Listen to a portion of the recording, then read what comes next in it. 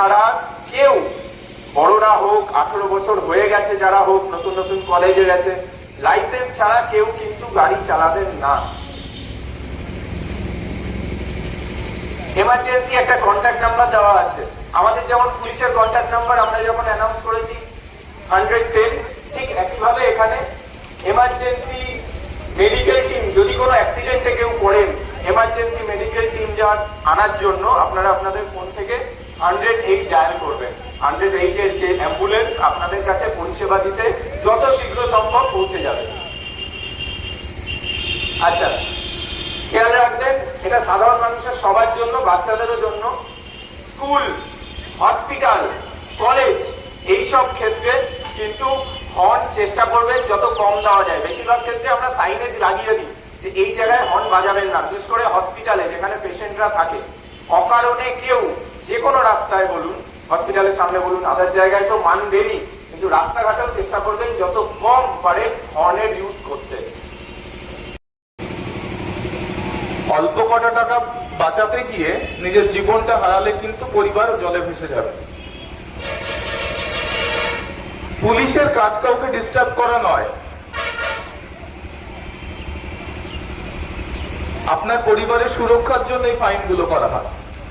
আপনারা মনে করেন কেন করছে, একটা ফোন করি, একে বলি ওকে বলি, যদি এটা মুকুব হয়, বিষয়টা সেখানে নয়।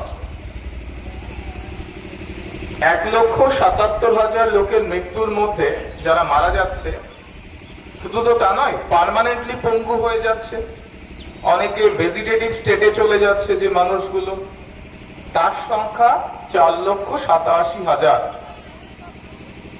প্রতিদিন 487 থেকে বেশি মানুষ তারা কিন্তু মারা যাচ্ছে, অর্থাৎ প্রত্যেক ঘন্টায় 20 জনের বেশি মানুষ কিন্তু মারা যাচ্ছে। বুঝতে পেরেছেন মানে কতটা একটা ভয়ানক তথ্য, কি তথ্য নয়? এইবার যে রাস্তাটা আমাদের সামনে রয়েছে, যদি আমরা ফুটপাত দখল করি, তাহলে একটা বাচ্চাকে নিয়ে তার মা হেঁটে যাচ্ছে, কোথা থেকে যাবে? আপনারা ইচ্ছা মতো টোটো, বাইক পার্কিং করছেন, অনেকে বাজার করতে আসছেন দেখছি, বাইকটাকে রোডের উপরে রাখছেন। তো এর সলিউশন কি আছে? মৃত্যু, অ্যাক্সিডেন্ট। কারণ যে পাশ দিয়ে হেঁটে যাচ্ছিল সে সাইড দিয়ে যেতে যাবে, একটা গাড়ি স্পিডে আসছিল 50 কিলোমিটার পার আওয়ার স্পিডে, সে ওই মানুষটাকে জায়গা না পেয়ে ওর উপর দিয়ে চলে গেল। কার দোষ ছিল? যে বাইক রেখেছিল তারই দোষ ছিল। আপনারা কি করলেন? মারধর করলেন। এটার কোনো সলিউশন নয়। যে গাড়িটা চালাচ্ছিল সে তো জানতোই না যে সামনে একটা বাইক রাখা আছে, হঠাৎ করে কেউ একজন চলে আসবে, সে সাডেন ব্রেক না করতে পেরে উপর দিয়ে চাপিয়ে দিয়েছে। এগুলো কিন্তু রিয়েল লাইফের কিছু ইনসিডেন্ট। তো এই মৃত্যুর জন্য দায়ী কিন্তু অনেকে। নাম্বার 1 যে ওভার স্পিডিং করছিল সে, নাম্বার 2 হচ্ছে যে বাইক রেখেছে, নাম্বার 3 যিনি অসতর্কভাবে পথ চলছিল। বোঝা গেল? প্রত্যেকে কানেক্ট করতে পারছেন আমার কথাগুলোর সাথে? রিয়েল লাইফে বুঝতে পারছেন তো প্রত্যেকে? ভালো লাগছে বিষয়টা? সত্যি খুব যন্ত্রণা, এই বিষয়টা খুবই যন্ত্রণা। তো প্রত্যেককে সতর্ক থাকুন। ডান সাইড দিয়ে পাস করে, ডান দিকে একটা বাচ্চা শিশুকে নিচ্ছেন আর আপনি সেফ জোনে যাচ্ছেন। আশা করি একটা বাচ্চা যদি ধাক্কা লাগে তার সেটা সহ্য ক্ষমতা, আর একটা আমি একজন বয়োজ্যেষ্ঠ লোক, আমার সহ্য ক্ষমতা, দুটোর মধ্যে কিন্তু অনেক পার্থক্য থাকে। তা আমি আপনাদের বলবো যে বাড়ির বাচ্চাদের যখন আপনারা নিয়ে বেরোচ্ছেন, অবশ্যই তাদেরকে বাম দিকে নিয়ে যাবেন।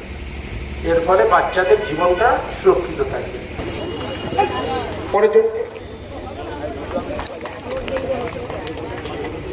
এসডিপি স্যারকে অনুরোধ করবো।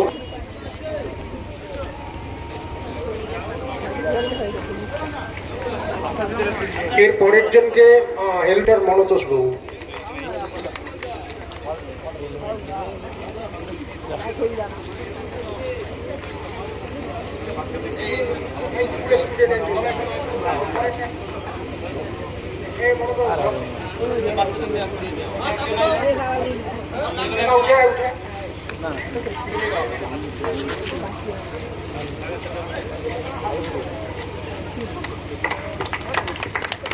তুমি চলে এসো।